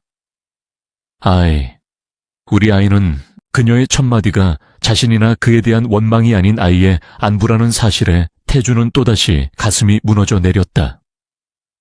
괜찮아 서연아. 우리 아기 안전해. 네가 목숨을 걸고 지켜냈어. 그는 흐느끼며 그녀에게 모든 것을 쏟아내기 시작했다. 그는 박상진의 모든 죄악을 고백했다. 어떻게 그가 두 가문을 이간질하고 그들의 아버지를 파멸시켰는지, 그리고 자신이 어떻게 그 끔찍한 거짓말에 속아 그녀를 증오했는지. 난 널 원수의 딸이라고 생각했어. 그래서 널 불행하게 만드는 게 내 복수라고 믿었어. 그는 그녀가 사고를 당하던 날, 그제야 모든 것을 깨달았다고 고백했다. 네가 죽음의 문턱에 섰을 때 난 알았어. 내가 너 없이는 살 수 없다는 걸. 내 복수도 내 회사도 너 없이는 아무 의미 없다는 걸. 난 널 사랑하고 있었어, 서연아. 그걸 깨닫기엔 너무 늦었지만 서연의 눈에서 눈물이 흘러내렸다. 너무나 많은 진실이 한꺼번에 밀려와 그녀는 숨을 쉴 수 없었다. 남편에 대한 원망, 아버지의 누명, 그리고 그들의 목숨을 노린 거대한 음모. 하지만 그녀를 더 혼란스럽게 만든 것은 자신을 보며 절규하는 태준의 진심이었다. 용서해달라고 말할 자격 없는 거 알아. 태준은 그녀의 손등에 이 말을 기댔다. 네가 날 평생 증오해도 난 할 말이 없어. 하지만 제발 기회를 줘. 내 남은 평생을 너와 우리 아이를 위해 속죄하며 살게 해줘. 그들의 앞에는 긴 시간이 놓여 있었다. 상처는 너무 깊었고 원한의 그림자는 쉽게 가시지 않을 터였다. 용서는 하루아침에 이루어지지 않는다. 하지만 그 순간 서연은 자신을 붙잡고 우는 남자의 떨림 속에서 지독했던 원한의 고리가 마침내 끊어졌음을 느꼈다. 그녀는 힘겹게 손을 들어 그의 헝클어진 머리카락을 향해 아주 천천히 망설이듯 뻗었다. 그것은 용서는 아니었지만 아마도 이해의 시작일 터였다. 죽음의 문턱에서 돌아온 두 영혼은 비로소 원한의 끝에서 서로를 마주보고 있었다. 에필로그. 6개월 후 따뜻한 햇살이 비치는 작은 정원. 윤서연은 휠체어에 앉아 있었지만 그녀의 얼굴은 과거 어느 때보다 평온했다. 그녀의 품에는 건강하게 잠든 작은 아이가 안겨 있었다. 강태준은 그녀의 휠체어 뒤에 서서 담요를 덮어주었다. 그는 진해그룹의 경영 일선에서 물러났다. 그는 자신의 시간 전부를 아내의 재활과 아이를 돌보는 데 쏟고 있었다. 그들의 지옥 같았던 저택은 이미 처분했다. 지금 그들이 있는 곳은 그들의 상처를 치유하기 위한 작고 따뜻한 집이었다. 당신을 닮았어요. 서연이 잠든 아이의 볼을 쓰다듬으며 나직이 말했다. 태주는 그녀의 어깨에 조심스럽게 손을 얹었다. 아니, 당신의 강인함을 닮았어. 그의 목소리에는 이제 그 어떤 어둠도 남아있지 않았다. 길고 길었던 원한의 밤이 지나고 마침내 그들의 삶에 새로운 아침이 밝아오고 있었다. 그것은 상처로 시작되었지만 그럼에도 불구하고 사랑이었다.